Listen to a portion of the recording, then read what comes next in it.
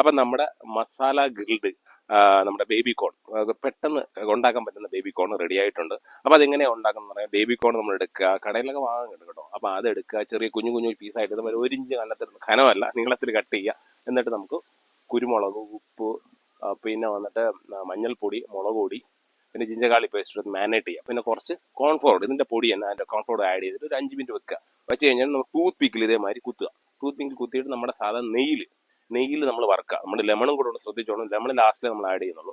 അപ്പം നമ്മൾ ഗ്രില്ല് ചെയ്യുക. എനിക്ക് തോന്നുന്ന ഒരു സൈഡിൽ ഒന്ന് സ്ലോ ഫയറിൽ ഇട്ടിട്ട് ഒരു 5 മിനിറ്റ് സ്ലോ ഫയറിലാകുമ്പോഴത്തേക്കും ആ മസാല എല്ലാം പിടിച്ച്. പിന്നെ ഫൈനൽ സ്റ്റേജ് ആകുമ്പോഴത്തേക്കും നിങ്ങൾ ലെമൺ, ഞാൻ എടുത്തത് 2 വെഡ്ജാണ്. അപ്പോൾ ഞാൻ എടുത്തത് ഒരു 3, എനിക്ക് തോന്നുന്നു ഒരു 120 ഗ്രാം ആണ് നമ്മുടെ വരുന്ന ബേബി കോൺ. അപ്പോൾ അതിന് 2 വെഡ്ജേ എടുത്തുള്ളൂ. അപ്പോൾ ആ വെഡ്ജ് എടുത്ത് ലാസ്റ്റ് ഫൈനലി ആ തവയിലെല്ലാം ഒന്ന് ഫൈനലി ഒന്ന് ടച്ച് ചെയ്തെടുത്തപ്പോഴത്തേക്കും കിടിലുമായിട്ടുണ്ട്.